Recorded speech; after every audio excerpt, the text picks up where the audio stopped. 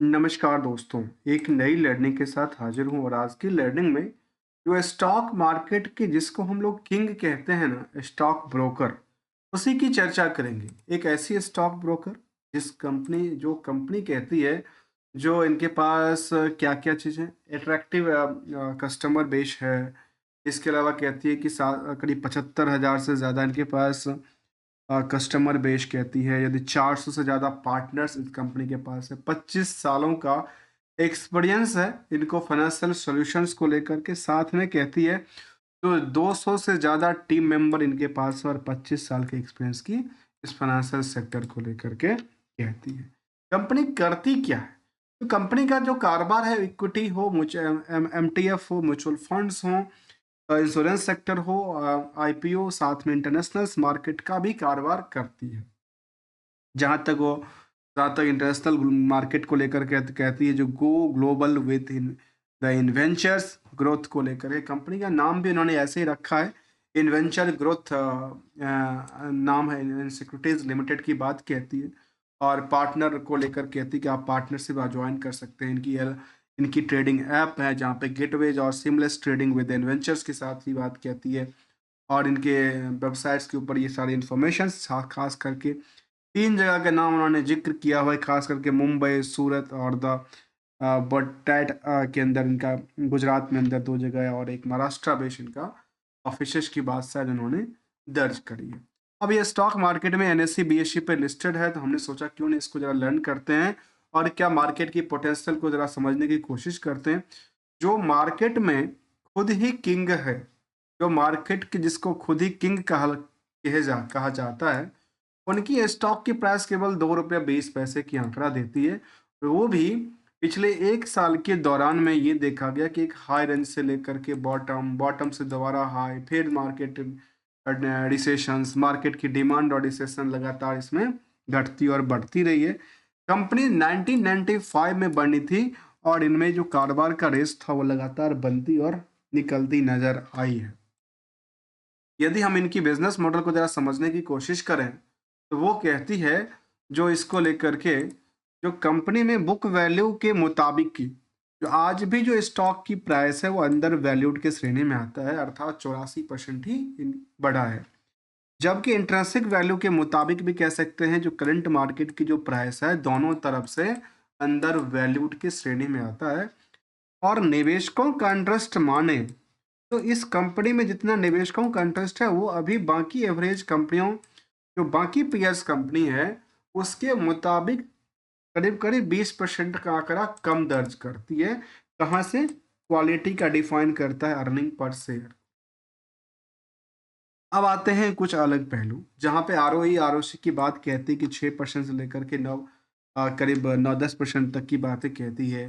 तो ये हमने देखा जबकि हायर टू हायर इस स्टॉक की प्राइस 370 तक गई थी, लोअर साइड में ₹2 तक बॉटम बनाया था, जो कि बुक वैल्यू से भी कम था, इंट्रिंसिक वैल्यू से भी कम की बात कहती है। यदि कंपनी की नंबर ऑफ शेयर का सवाल है तो वो 1 करोड़ 105 करोड़ की बात कहती है और आज के टाइम में 231 करोड़ की मार्केट कैप बनती है। तो मार्केट कैप 231 करोड़ वाली कंपनी में प्रमोटर का जो कंट्रोल है वो केवल और केवल 26% का कंट्रोल रह गया। रेस्ट कंट्रोल कहाँ गया, इसका भी एक सवाल बन जाती है। और जहाँ तक डेट टू इक्विटी के बारे में करंट रेशियो के नंबर काफ़ी हाई कहती है, तो आखिर जो ब्रोकिंग फर्म वाली कंपनी होती है उनका पैसा तो अटका नहीं रहता नॉर्मली, तो आखिर इस कंपनी को लेकर के अटकने की कोई सिचुएशन तो नहीं क्रिएट होती है। हम उनको भी जरा डीपली जानने की कोशिश करेंगे कि ओवरऑल कंपनी अपनी इस बिज़नेस मॉडल से कितने पैसे कमाती है, कितनी सेविंग करती है, कितना इनका आउटस्टैंडिंग पड़ा था, प्रॉफ़िट के बेसिस पे आउटस्टैंडिंग का परसेंटेज क्या कहती है। जहाँ तक लास्ट 24 तक का सवाल है, फाइनेंशियल ईयर के मुताबिक देखा जाए तो, ये कहती कि यहाँ से मार्केट ने सस्टेन भी करती है, कई बार अप डाउन के साथ-साथ मार्केट अप डाउन की सिचुएशन में रही है। चाहे वो क्यू और क्यू वाई वाई के बेसिस पे आप देखेंगे तो 23 के मुकाबले 24 में 61% से लेकर के नेट इनकम में करीब 30% तक की वृद्धि दर्ज करती है।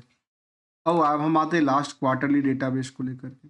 तो क्वार्टरली डेटाबेस इसको लेकर कहते हैं कि सेल्स तो इस हिसाब से इसका कई बार अप डाउन का सिचुएशन क्रिएट करता है और लास्ट सितंबर में तो डाउन ही रहा है। तो जब डाउन ही रहा है तो वाई के मुताबिक भी कंपनी में करीब 68% से ज़्यादा की रेवेन्यू साइड डाउन साइड है, जबकि नेट इनकम में 203% तक की गिरावट दर्ज कर। तो ये तो सेंटिमेंट क्रिएट करता है कि आखिर इसका बिजनेस में अप डाउन का सिचुएशन काफ़ी ज़्यादा रहा है। लेकिन इस कंपनी में निवेशकों का इंटरेस्ट कम नहीं है जी दोस्तों।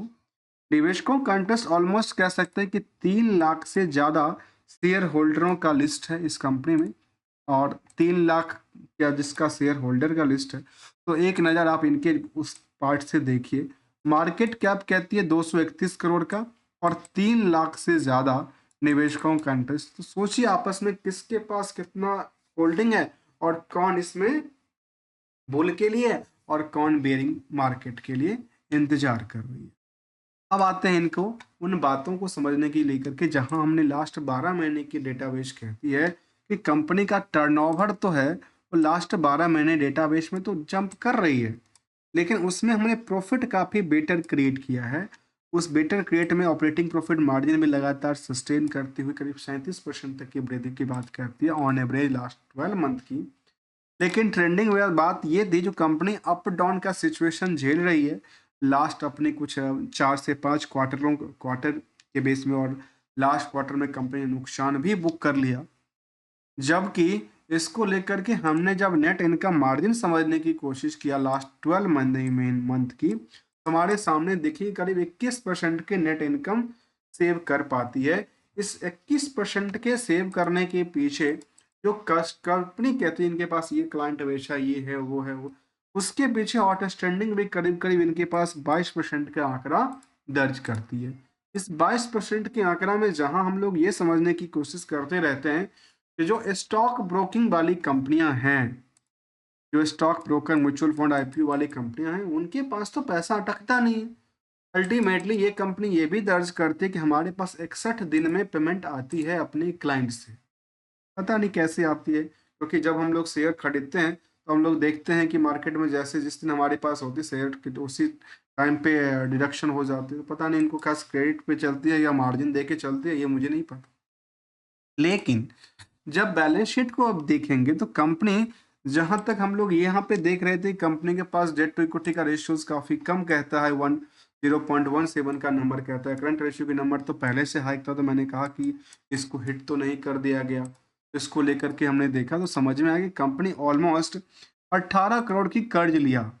और जब कोई कंपनी कर्ज लेती है तो हमारे सामने दो तरह के क्वेश्चंस क्रिएट होते हैं। क्या कंपनी कर्ज लेके अपनी एसेट्स क्रिएट करने में लगी है या खर्चा पाने में लगी है? तो यहाँ पे क्या सवाल क्रिएट होती है? इस नंबर को यदि आपस में हम देखें तो कंपनी के पास जो फिक्स एसेट्स की पोजीशन थी उसमें लगातार रिडक्शन देखने को मिला है। और इसके अलावा मार्केट में इनकी अदर प्रोडक्टिविटीज़ के अंदर पैसे की यूटिलाइजेशन की बात कहती है, जबकि अदर एसेट्स भी इन्होंने, अदर लायबिलिटी भी इन्होंने क्रिएट कर लिया था। अच्छी बात ये थी कंपनी को लेकर कि जो उन्होंने, लगता है कि ट्रेडिंग सिस्टम से ज़्यादा बिलोंग करती है, तो इन्होंने 163 करोड़ तक का कैश इन हैंड रखा था, इसमें इंक्लूडिंग द बैंक। और जो मार्केट की आउटस्टैंडिंग था वो करीब 16 करोड़ के आसपास आंकड़ा कहती है। और इस तरह की कंपनी में इन्वेंट्रीज का क्या मामला होता है मुझे नहीं पता, ये इन्वेंट्रीज क्या है इनके पास, क्योंकि इन्वेंट्रीज के करीब 36 करोड़ की नंबर की बात भी कहती है।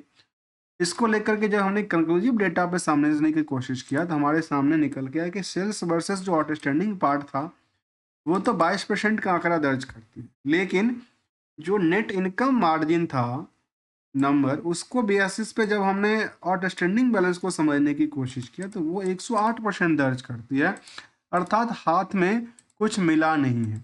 यदि लास्ट 2 पीरियड का भी देख लिया जाए तो करीब करीब 33 करोड़ की टोटल सेल किया था लास्ट H1 के बेसिस में, और 33 करोड़ के सेल में इनके पास करीब 16 करोड़ की, अर्थात 50% के आसपास का आउटस्टैंडिंग बैलेंस था। जो पैसे की बात उन्होंने रिकॉर्ड की है 2 महीने के बाद आती है, ये 2 महीने के बाद उन्होंने दर्ज करती नजर आई। निवेशकों का इंटरेस्ट हमने पहले बताया कि काफ़ी सारे निवेशकों का इंटरेस्ट है, जहाँ पे प्रमोटर भी इनके पास जो है उनके पास भी होल्डिंग है, करीब 26-20% की होल्डिंग ही बनी हुई है। एफआई कोई है नहीं, डीआई की बड़ी भूमिका नहीं है, और आम निवेशकों के पास भी देखा गया कुछ तो हैं जहाँ पे मेहता सरिता की बात कुछ 1% 2% की होल्डिंग है। लेकिन रेस्ट बात किया जाए तो कंपनी में करीब 3 लाख से ज़्यादा निवेशकों का इंटरेस्ट है, और वो सब आम निवेशक की लिस्ट में शामिल होते हैं। जबकि सीजीआर के बेसिस पे कंपनी ये भी दर्ज करती है जो सेल्स में बेटर करती है, प्रॉफिटेबिलिटी बेटर करती है, स्टॉक प्राइस में लगातार डाउन अप डाउन के साथ गिरावट दर्ज करती है। और पीयर्स के मुताबिक देखा जाए जो कि ट्रेडिंग सिस्टम से बिलोंग करती कंपनी है, जिसमें कि खास करके मोतीलाल ओसवाल हो, एंजल वन हो, ICICI सिक्योरिटीज हो, इन सभी कंपनियों के ऑन एवरेज के बेसिस पे यहाँ भी निवेशकों का इंटरेस्ट कंपेरिजन टू द बाकी कंपनियों से बेटर ही साबित होती है, चाहे वो ICICI सिक्योरिटीज का ही मामला क्यों ना हो। यदि इनकी फेवरेबल बातें किया जाए तो कुछ 2 बातें इनको फेवरेबल करती है, लेकिन उसी के पीछे इनको करीब 5 बातें उनको इनफेवरेबल भी करती है, जिसमें कि खास करके डेटर्स डे को जो हाई रिस्क था उसको लेकर के हाई रिस्क को इम्पैक्ट बनाती है, लो रिटर्न की बात कहती है, प्रमोटर होल्डिंग और उसका प्लेस को लेकर दर्ज करती है, होल्डिंग को लेकर के डिविडेंड की कोई ट्रैक रिकॉर्ड मेंटेन ना करना, ये भी इनके लिए थोड़ा सा नेगेटिव। लेकिन डिविडेंड देना ना देना कोई मैंडेटरी बात नहीं है, जो मैंडेटरी है उस पर जरा फोकस किया जाए। तो अभी ये कह सकते हैं कि पिछले 1 साल की जो चार्ट बनी उस चार्ट में रिसेंटली अभी ये देखा गया कि अभी 52 वीक के लो पे उन्होंने हैट्रिक चांस क्रिएट किया। इससे पहले भी उन्होंने पहली बार चांस क्रिएट किया था, दूसरी बार चांस क्रिएट किया, तीसरी बार दोबारा उन्होंने चांस क्रिएट किया है। और क्या यहाँ से पुल बैक होने की चांसेस बनती है? ऑब्वियसली हो सकती है, मार्केट कुछ पैनिक क्रिएट करे, क्योंकि क्वार्टरली बेस जो डेटा था इसका, क्वार्टरली बेस डेटा तो इनको पैनिक क्रिएट करती है, लेकिन ईयरली बेस इसको सपोर्ट देती है। तो ये मार्केट की ऑपरेटर सिस्टम भी हो सकता है, लेकिन इसको कहना मुश्किल है क्योंकि बल्क डील इस तरह का कोई देखने को मिला नहीं है। और जितना कंपनी के पास, यदि हमने कैश की बात करें या फिक्स एसेट की बात, उतने इनके पास क्या है, उतने इनके पास बाकी चीज़ें नहीं देखने को मिला है as per the market cap के बेसिस पे। तो विदाउट किसी ट्रेडिंग एडवाइजरी और नोट को लेकर के हमने जानने की कोशिश किया है कि एक ट्रेडिंग ऐप वाली सिस्टम को जो अपनी वेबसाइट के थ्रू या ऐप थ्रू ट्रेडिंग कराती है और स्टॉक ब्रोकिंग का कामकाज करती है, विदाउट किसी ट्रेडिंग एडवाइजरी नोट को लेकर के हमने मिलने का समझने का कोशिश किया है। Thanks for the joining us दोस्तों।